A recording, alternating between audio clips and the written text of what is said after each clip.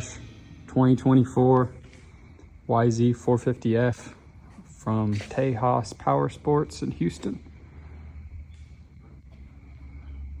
Did a lap around the parking lot and brought it back to the shop. We're gonna take it all apart. This is gonna be a brand new flat track build for myself. We're gonna go try to do some racing.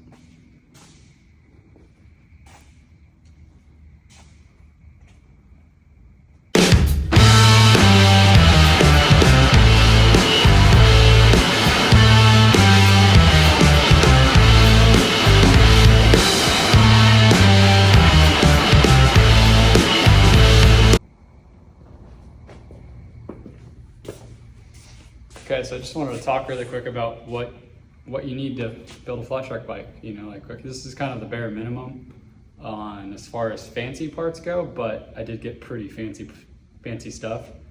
You know, there's definitely some more budget options for some of these things. Definitely on the wheels that you could go with, and there's cheaper ways to do the suspension too, but I'd probably recommend going with somebody's full setup like I did, just for the peace of mind, you know, that's the valving and everything and your spring rate's going to be really close to what you actually need. You know, like you could technically lower your bike without buying a bunch of springs and stuff and using a whole gold valve setup like I am, but you know, just how much time do you want to mess with it? So just to start with, as far as the suspension, I called Racetech and just told them, hey, send me what I need. You know, I'm putting a flat track bike together. It's a Yamaha, you know, just KYB stuff. Just give me what I need. And, you know, they delivered. It definitely wasn't cheap, but, so just to start with, you know, we've got fork springs, rear spring, it's actually an Ibach.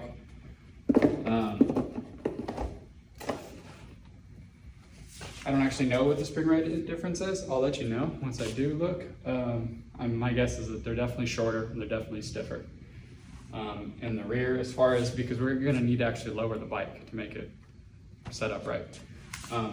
So internally in the front forks, these spacers are gonna go in to accommodate the shorter spring and actually limit the down travel and bring the range of motion of the shock a lot farther up. You know, they send you some new seals with their full kits, which is nice. Always good to have.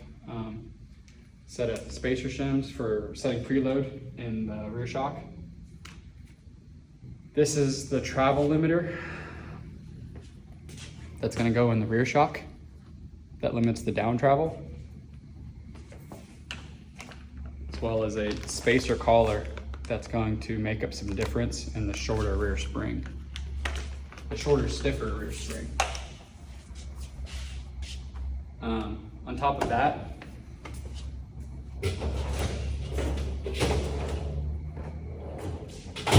is actually my gold valve kit out of my other bike that I'm gonna take out and swap into this one.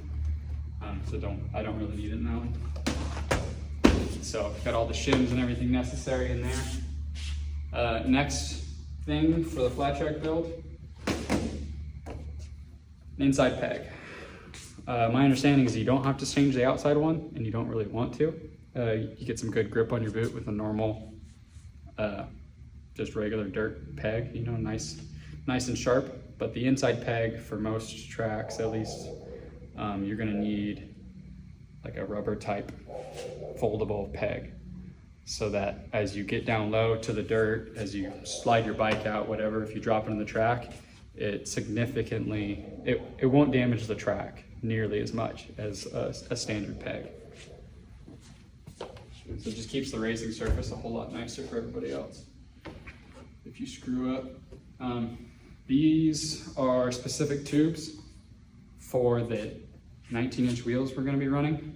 I got these from TT Moto Gear along with my tires.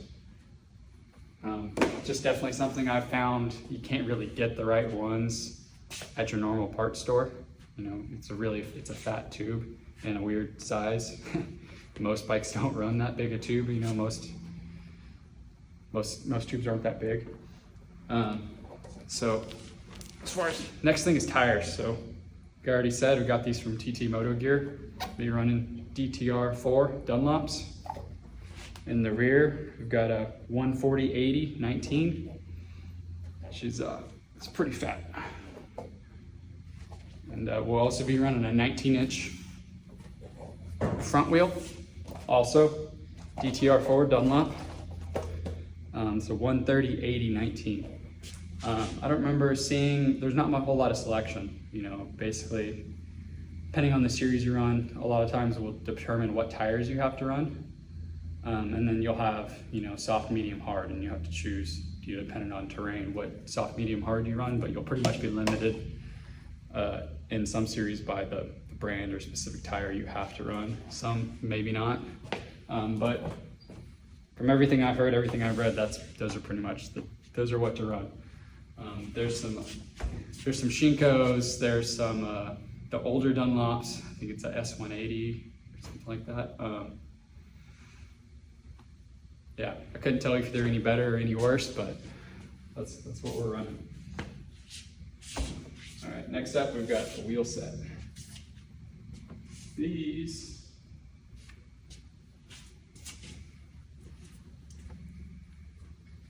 are made by Lowry Racing, I think it's called. You look those guys up, they're pretty trick. They sell all the different adapters. So if you have one set of wheels, you can buy different adapters and put it on different branded bikes. And you know, you can use different sets of brake rotors, and they make adapters to use regular sprockets, and you can change custom colors and weights. On the rear wheel, we'll have different weight selections.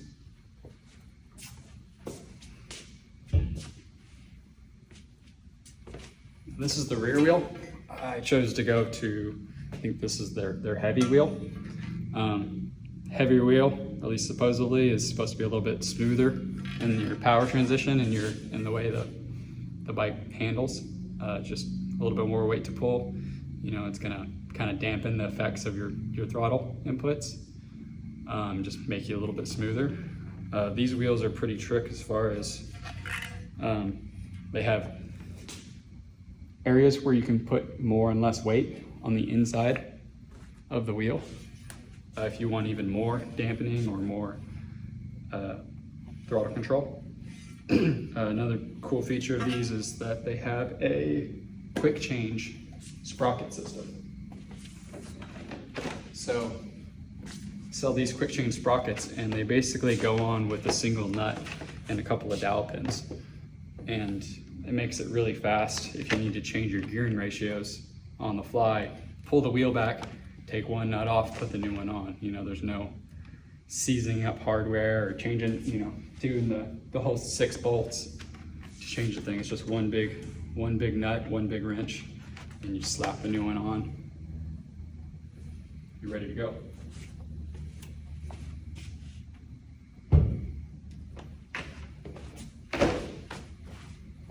Yeah, I think they covered most of what's completely necessary. There'll probably be more upgrades to come, more stuff to play with, but that's going to be the gist of it for now.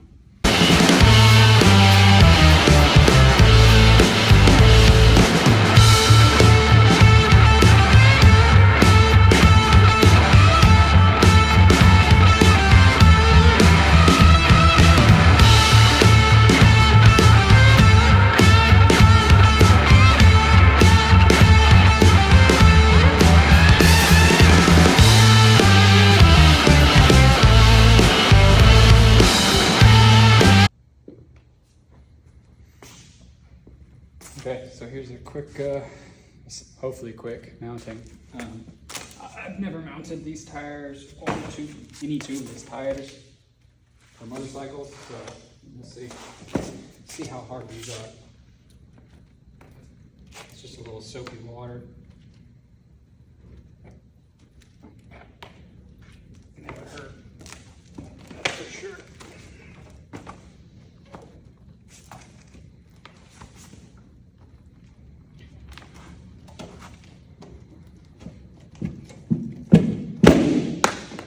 Easy.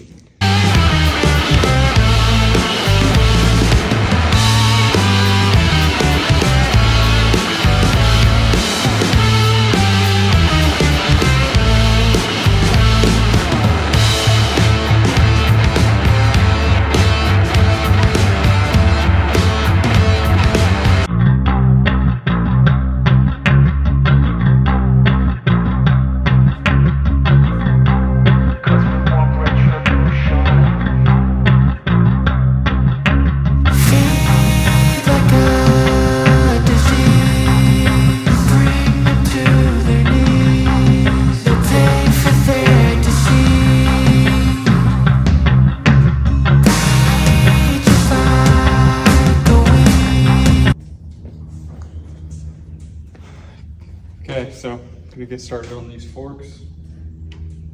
Nothing too special about it, just standard KYB forks. I'm actually taking apart the forks for my 22 bike that already has a gold valve setup in it.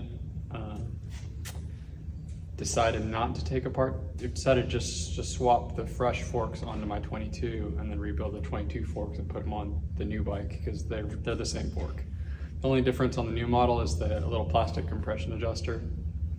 And then obviously these ones already have different pistons and valving in them. That's spec'd closer to what I'm gonna need for the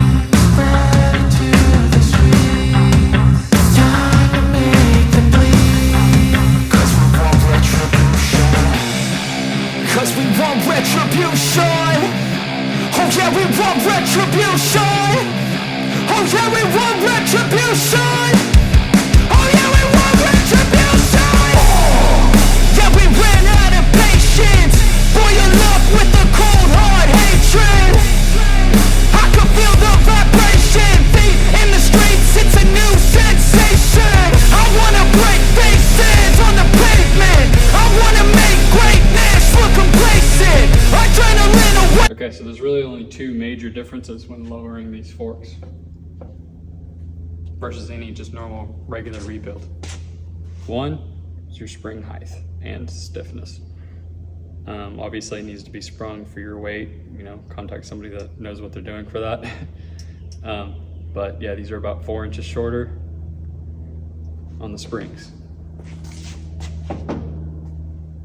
Now on the other side of that, you can't just have a shorter spring because you'll have an area where there's no spring to expand the shock. It'll be doing nothing. So what you're gonna do next is you have a limiter. And so what this basically does is it limits the down travel of the stroke of the shock. It's just gonna go on the internal shaft on the bottom side of it. And you can see what that does. When it's back in the inner chamber, you put it in through you slide this on the shaft and put it back in through the top, how it normally goes, and out the bottom. And you'll notice this bottoms out there and you're suddenly limited that much travel.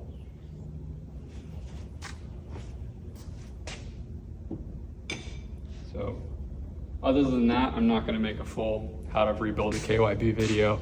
There's 5 or 6 of them on YouTube that are really good, and will show you a lot more detail than I could.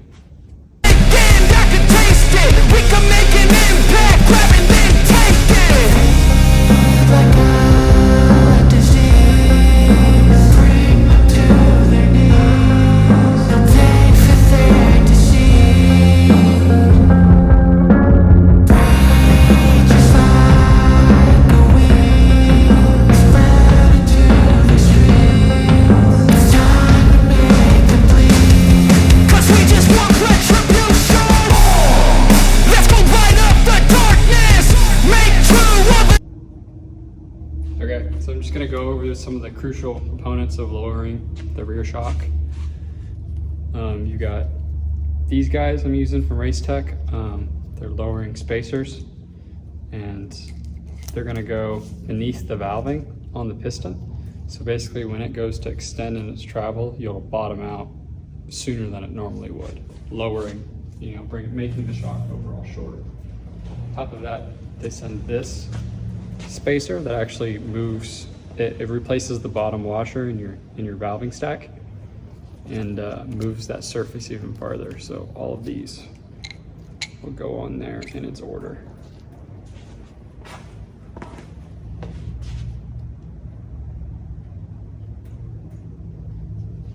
Because this takes place of the lower washer, I'm actually taking a couple of washers out, a couple of shims out of the stack that were closest to the washer to make up for the height difference, because this is taking up room on the shaft.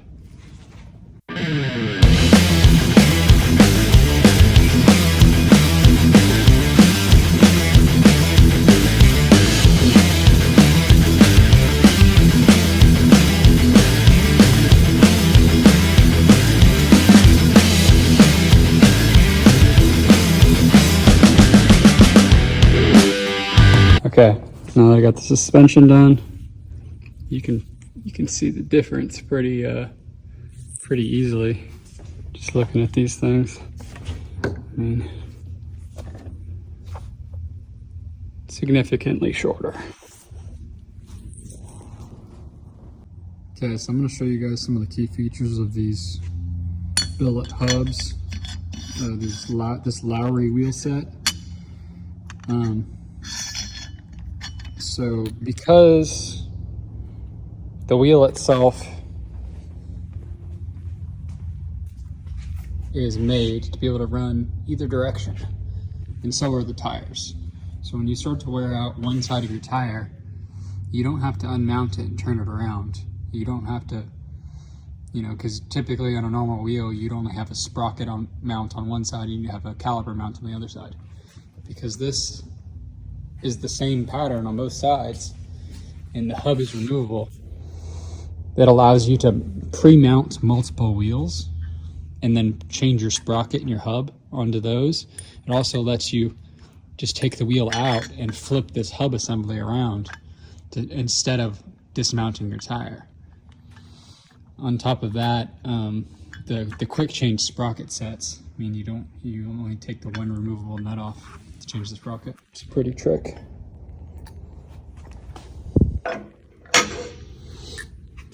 So we just have this. We've got these alignment dowels. I'm just gonna turn it till it lines up. This side is the brake caliper. We'll put that on. Come over here. We get these retaining rings. These are what tighten the whole hub together.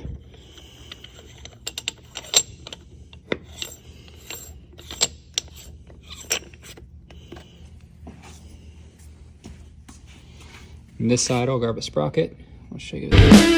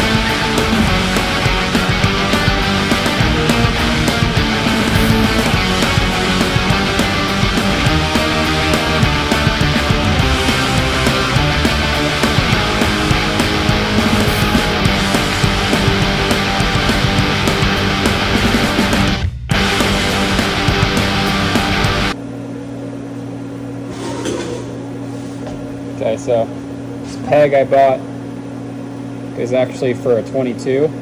24 is a little bit different like the puck on the back of them is just taller. So if you put this peg in the stand, the pin, it's the right width and the pin is the right size, but this surface needs to be taller so that it sits at 90. So I'm just gonna do a little build up, grind it back flat, and we'll have a part that works.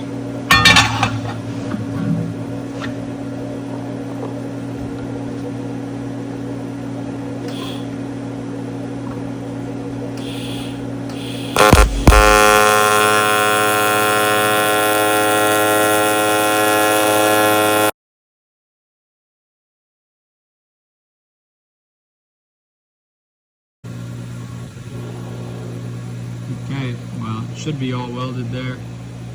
I do see the object of this isn't to make some super pretty stack, like dime stack bead. It's just put some material on there and make sure it's really on there good and stack it up tall enough. You can see that flat where the bottom previously was.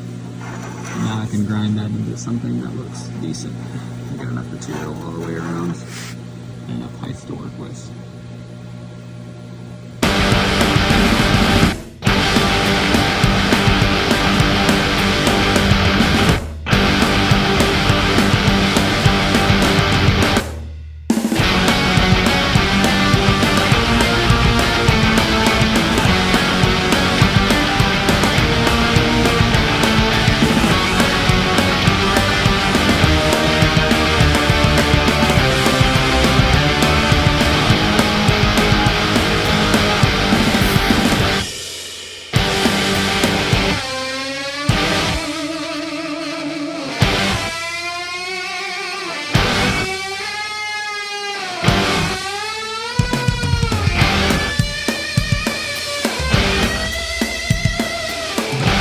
Okay, so I got it in there, got the pin in there. As you can see, it's just a little bit high, it's a little bit back. When you look at it from the side. So I just gotta get in there and grind a little bit more off, and then it'll all be good. It'll be done. Put the Bates rubber back on it. So that's it. I got it. Easy as that.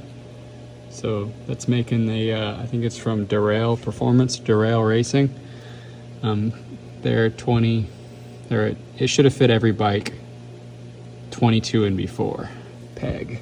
I actually bought it for my 22, so I'm not sure if they have a current one out or not, but it's not the end of the world for somebody that has the tools at least, just to make it fit. Just that little tab on there. I'm gonna clean it up a little bit more, put the DA sander on it, some finer sandpaper. You grind that last bit of exposed weld, just smooth, but yeah, piece of cake. Okay, so there it is, all done, ready to go on the bike. Cleaned it up a little bit more, just DA sanded it a little bit and cleaned the inside up a little bit. It's not perfect, but it's good enough to go get in dirt. This goes over the top of it. It's pretty standard for Flattrack rules to run a rubber foot peg on the inside at least. I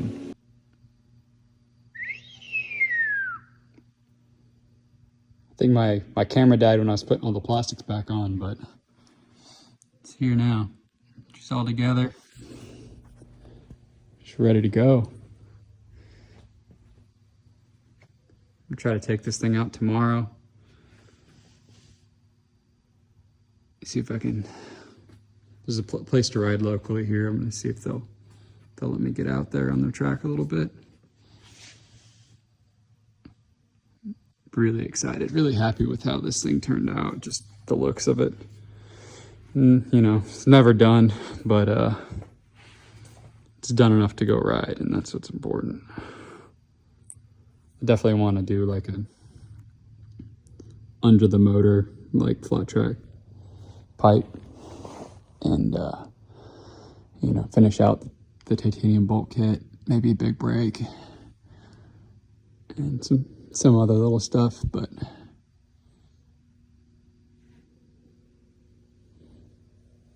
yeah, I really dig the 50th anniversary graphics and everything else going on. The purple hubs, brush wheels.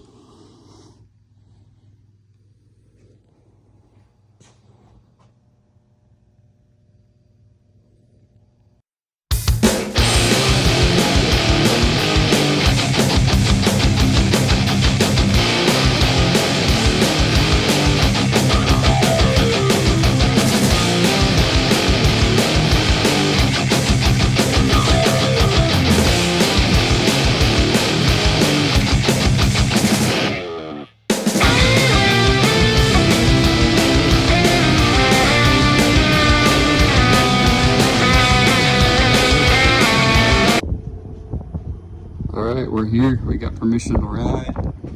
Had to call up the old Joe P and get some permission to ride out here, but it's awesome. These guys are cool. Really cool for letting me just show up unannounced and ride their indoor track. It's awesome. So I'm gonna get geared up, see how it goes.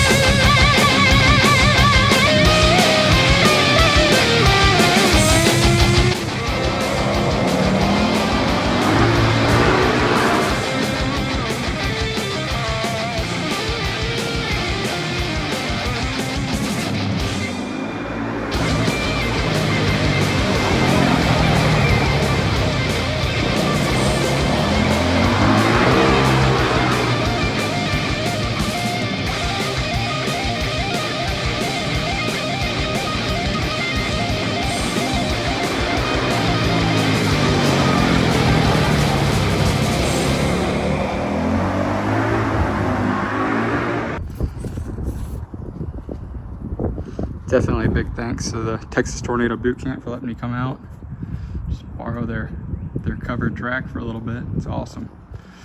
It's really good to get some laps on the YZ and get a little bit of confidence.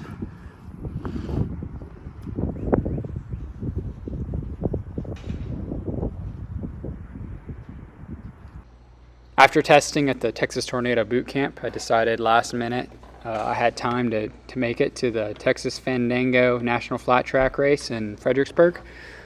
So I just went home, loaded my cooler up, and we got on the road. I grabbed an Insta360 camera from the Best Buy on the way up there, and I think I got some good video of the weekend's racing. So that'll be my next video. If you made it this far, thanks for watching. I know it was a bit of a long one, longer than I expected. The quality is a little lacking, definitely a little lacking, but hope to get better at this, get some better audio, some better video, and just learn how to do this thing. Appreciate you guys watching. If you could like, comment, subscribe, let me know what I could do better. If anybody with suggestions, I'm all ears. So thanks, guys.